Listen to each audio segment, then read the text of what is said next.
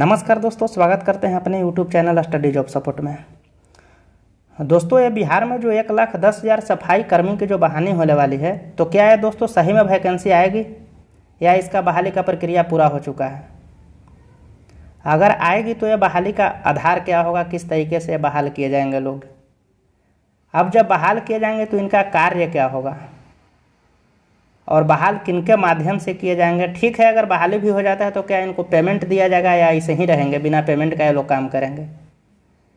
इन सब दोस्तों को चर्चा वीडियो में लगातार बने रहिए, हम करते हैं। तब तक के लिए आप अगर चैनल पर नए हैं तो चैनल को सब्सक्राइब कर लीजिएगा, नोटिफिकेशन बेल ऑन कर लीजिएगा, क्योंकि यहाँ बिहार से रिलेटेड हर एक छोटी से बड़ी वैकेंसी की जानकारी आपको दी जाती है।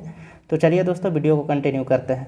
देखिए दोस्तों, ये जो 1,10,000 जो सफाई कर्मी की जो तैनाती होनी है ना, ये तो 110% तय है कि ये तो बहाली होगी ही होगी। क्योंकि दोस्तों बिहार में अगर 8,067 अगर देखा जाए तो पंचायत है, और यहीं अगर वार्ड की अगर बात कर लेते हैं तो 1,09,634 वार्ड है।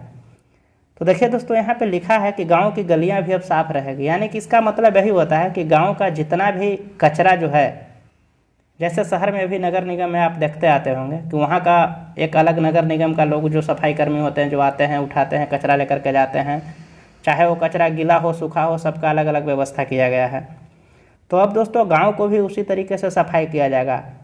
ये जो दोस्तों है स्वच्छ लोहिया मिशन के अंतर्गत जो है से इसको कार्यक्रम को किया जा रहा है, और साथ साथ जो 7 निश्चय जो पार्ट 2 है उसके लिए भी ये दोस्तों किया जा रहा है। यही दोस्तों सम्राट अशोक चौधरी जी, जो कि हमारे पंचायती राज मंत्री हैं, उन्होंने बताया है कि 15वें वित्त आयोग के लिए जो भी अनुदान मिलेगी उसके तहत ये बहाली किया जाएगा।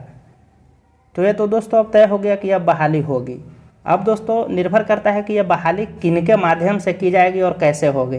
तो देखिए दोस्तों, इसमें जो है से मेन रूप से जो हाथ जो होगा बहाली करने में, उसमें दोस्तों मुखिया का होगा, और सेकंड में दोस्तों वार्ड सदस्य का होगा। इसलिए दोस्तों इनका होगा कि नल जल और जो भी योजना जो अपने निचले स्तर से यानी कि वार्ड से शुरू होती है, तो उनका लिखित सूचना जो है से वार्ड सदस्य मुखिया को देते हैं, और मुखिया जो है से अपने आगे की ओर बढ़ाते हैं। तो उसी तरीके से दोस्तों मुखिया और वार्ड सदस्य दोनों मिल करके ही ग्राम सभा के द्वारा इसको जो है से कि चयन किया जाएगा सफाई कर्मी का। उनका कार्य यही रहेगा कि पूरा अपने वार्ड को घूम घूम करके वो साफ करेंगे, और जिनके भी घर का जो भी कचरा है, गीला हो या सूखा हो या जैसे भी हो, वो उसको अपने एक जगह पर सूटेबल तरीके से रखने की कोशिश करेंगे। तो अब दोस्तों आती है कि क्या ठीक है अब बहाली भी हो जाएगी, तो क्या इसका पेमेंट दिया जाएगा या नहीं दिया जाएगा? तो देखिए दोस्तों, अभी पेमेंट के रिगार्डिंग कुछ ऐसा इन्फॉर्मेशन निकल करके नहीं आया है जो कि मैं आपको बता दूं कि इतना से इतना पेमेंट मिलेगा। लेकिन एक चीज़ तो तय है दोस्तों कि जैसे ही सब कुछ होगा तो आपको पेमेंट 100% दी जाएगी, क्योंकि बिना पेमेंट का लोग काम कैसे करेंगे? अब दोस्तों निर्भर करता है कि क्या ये जो वैकेंसी जो होगी इसे परमानेंट होगी या कॉन्ट्रैक्ट बेसिक होगी। तो देखिए दोस्तों, इसमें कुछ कह नहीं सकते हैं, लेकिन 90% या 99% कह सकते हैं कि ये जो वैकेंसी होगी इसे कॉन्ट्रैक्ट बेसिक ही होगी, क्योंकि दोस्तों परमानेंट होने की कोई संभावना ही नहीं बनती है। जैसे हैं दोस्तों इससे संबंधित कुछ भी निकल करके अपडेट आता है तो मैं आपको ज़रूर इन्फॉर्म करूंगा।